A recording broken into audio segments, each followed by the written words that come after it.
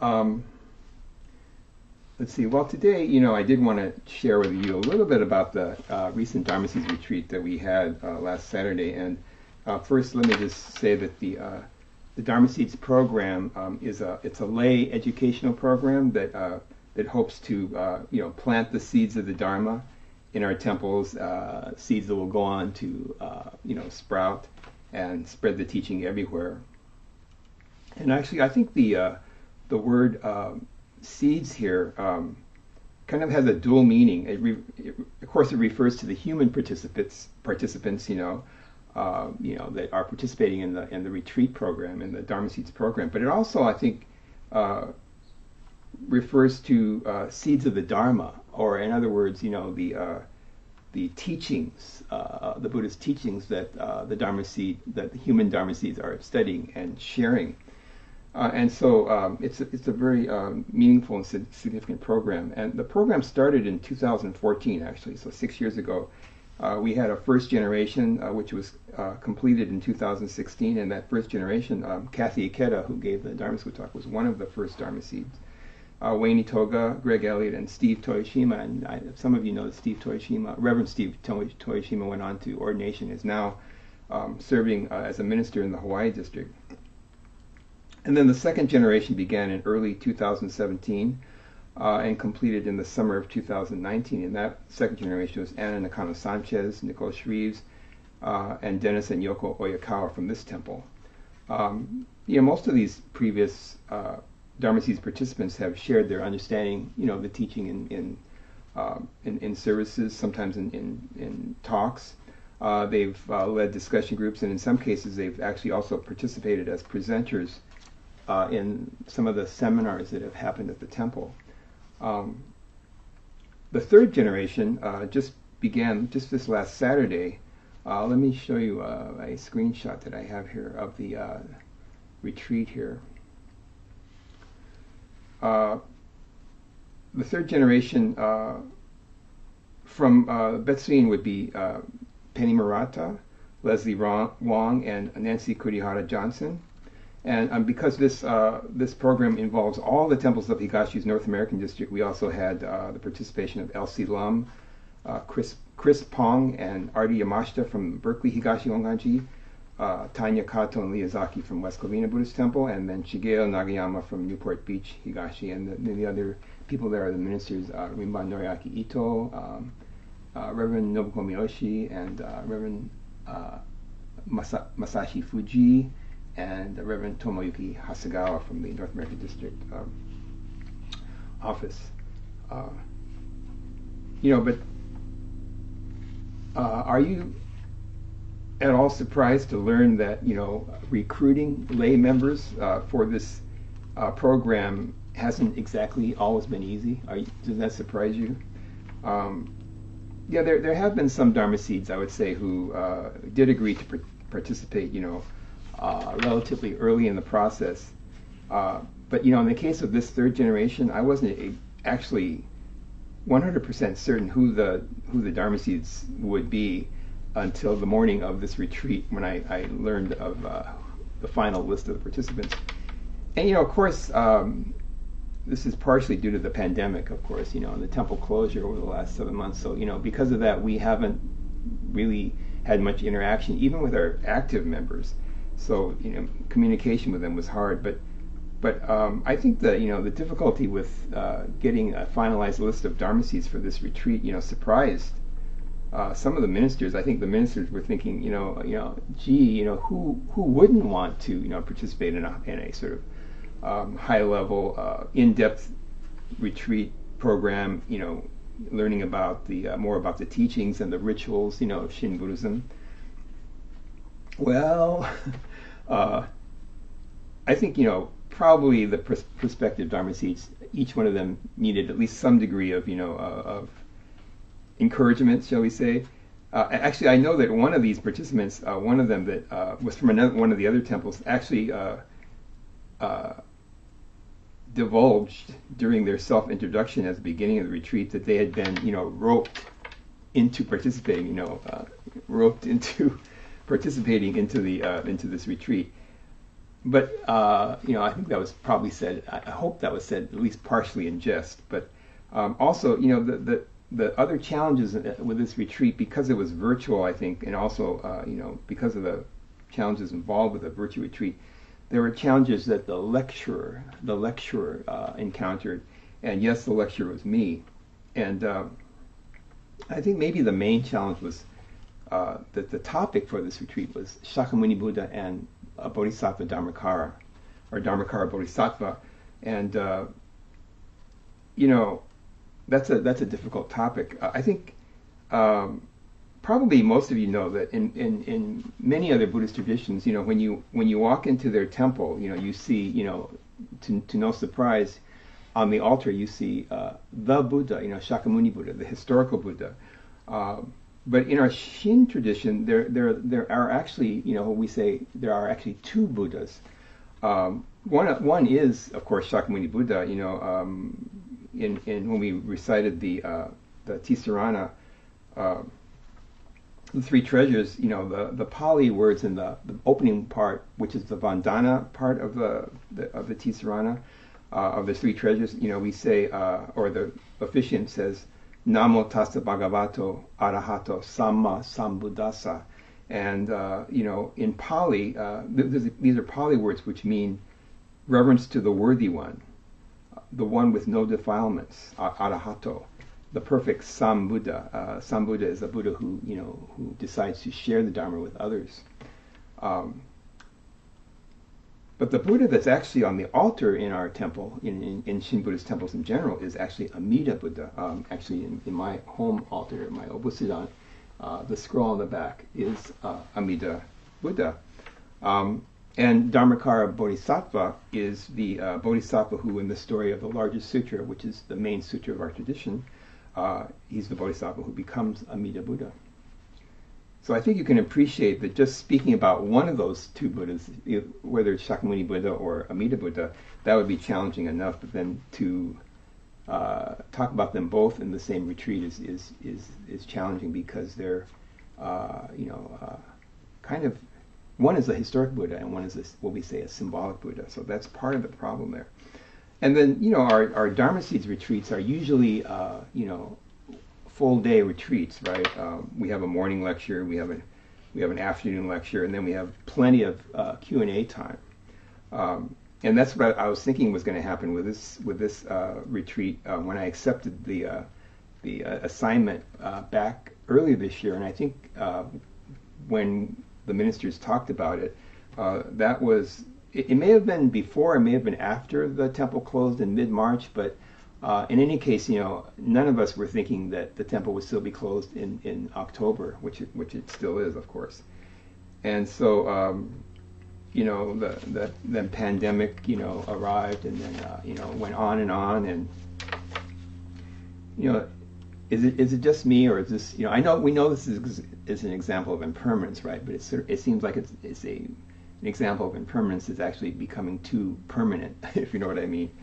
But then recently at the last ministers meeting before the retreat, I learned that the time allotted for my lecture was going to be cut. Since the whole retreat was now, a virtual retreat, the ministers thought that the amount of Zoom time that we sort of subject the Dharma Seeds participants to should be reduced, because, many of us are, frankly, a little zoomed out by now, right? And so it was requested that I pre-record my talk and send it to the participants so that they could watch it in advance of the retreat. And so what had been planned as an all-day retreat became a 2-hour retreat. And then, given the inclusion of opening messages, self-introductions by the Dharma Seeds, discussion of Higashi-onji rituals, and then post-retreat reflections by the participants themselves, that left all of 1 hour for my segment. Of course, the participants had watched my talk before, but as I explained earlier, given the difficulty of the subject matter, it seemed like there's probably not enough time, especially for the all important Q&A that was that we had about a half an hour for that, but it really wasn't enough time. But anyway, the the video, is still online for them to look to view again if they need to, and of course they can certainly ask me any questions at any time via email. But despite all the challenges, I do think the retreat ended up going reasonably well. At least I hope that I was able to communicate what I think is a crucial point, especially for a Buddhist educational program. And this particular point is actually something that's, I think we could say is actually intimately related to the very name of our denomination, which is, as you know, is Higashi Honganji, right? Higashi just means east, and Ji just means temple, but the word Hongan, I think, is very significant, and especially for a Buddhist education program. And actually, I wanted to add that it's not just important to the Dharma Seeds, but actually to all of us, whether we are in the Dharma Seeds program or not. And let me explain why. I think you'll see why when I read to you, share with you the Dr. Nobuo Haneta's definition of Hongan, which I also shared at the retreat. So this is what Dr. Haneta says about Hongan. Hongan refers to the aspiration for Buddhahood that arises within us and makes us seek awakening. Hon means ancient, original, basic. Gan means desire, aspiration, vow. Hongan means the deepest, most basic human desire to live the most fulfilling life. This is the innermost aspiration, the desire to become an awakened being. Of course, in theistic religions, one never says, "I aspire to become God," right? That would not be a good thing to say. But in Buddhism, we are absolutely encouraged to aspire to become Buddhas or awakened beings. And essentially, my talk focused on how this aspiration had been, sort of arisen in the stories of both Shakyamuni Buddha and Amida Buddha, how their aspiration was kindled, so to speak, and then of course by extension, how this all-important Hongan, this innermost aspiration, can arise within us. And in order to sort of illustrate this arising of this aspiration for Buddhahood, I shared clips from documentaries on the life of the Buddha, which dramatize the well-known story of the Four Gates. I think many of you know the story of the Four Gates. You know that this is the story of how the prince who would become the Buddha, Prince Siddhartha, encountered for the first time in his life, the powerful reality of impermanence. He saw an old man, a sick man, and then a corpse. And then later he encountered a young man like himself, a renunciant, who had dropped out of society in order to find the solution to human suffering. And seeing this renunciant and his encounter with impermanence had led him to leave the palace, leave his princely life, become a renunciant himself, and then seek the solution to the difficulty of aging, illness, and death. And so the significance of the story of the Four Gates, these encounters with impermanence, and his seeing the renunciant, who I think we could say kind of pointed the way for his own path, is that it represents the crucial step on Siddhartha's becoming the Buddha. Why? Because his desire to seek enlightenment, to seek the ultimate truth, was kindled in that experience of the Four Gates. And then 6 years after he left his palace life, Siddhartha did attain enlightenment and did, in fact, find the answer to the ending of suffering. This is what we call the Dharma. But the critical first step in his life was the establishment of the strong desire, the aspiration for enlightenment. Also, I said in my presentation, and I'll just read what I had said to the Dharma Seeds. The Buddha's aspiration arose naturally upon the encounter with suffering. In other words, without encountering suffering, without encountering the difficulty of things not going our way, without impermanence, there can be no enlightenment, no seeking of enlightenment. And the relevance of this story to us today is not that we, renounce our kingdoms, but that we question whether or not our current materialistic values alone can lead us to a truly fulfilling life. I think that was the essential point that I wanted to emphasize. And actually, it's not surprising, but the other Buddha, I shouldn't say other, but the story of Dharmakara Bodhisattva, who becomes Amida Buddha, his story, or the Amida Buddha story, shares many similarities to Siddhartha's story. Like Siddhartha, Dharmakara, the Bodhisattva, was royalty. He had been a king who had all the material wealth that anyone could want, but then, like Siddhartha, his life was turned around 180 degrees.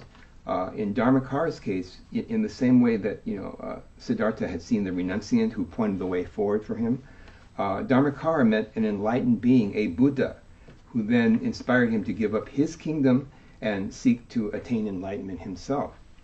And just like Siddhartha, Dharmakara's innermost aspiration was awakened.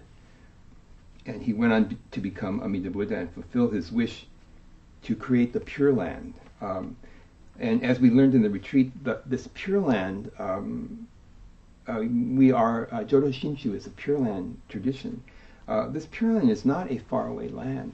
It's actually the realm of enlightenment itself. And this realm of enlightenment calls all beings to also fulfill their own innermost aspiration and become Buddhas themselves.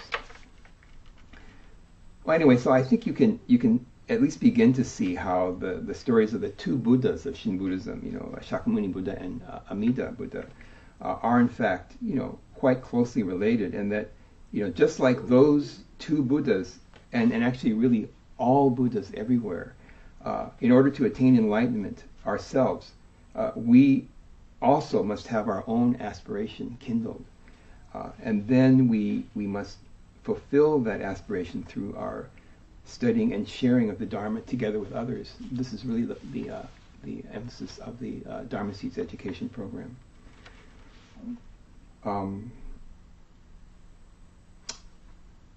Well, I don't know.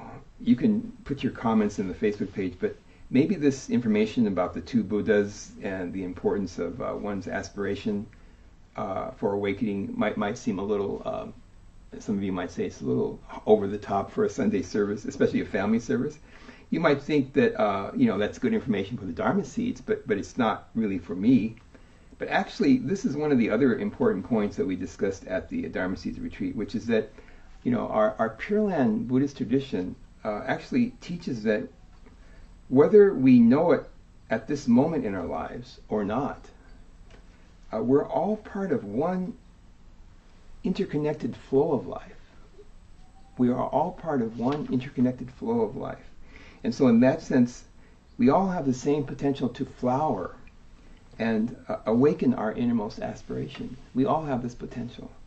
And so, in other words, whether we know it or not at this moment, we are all actually Dharma seeds.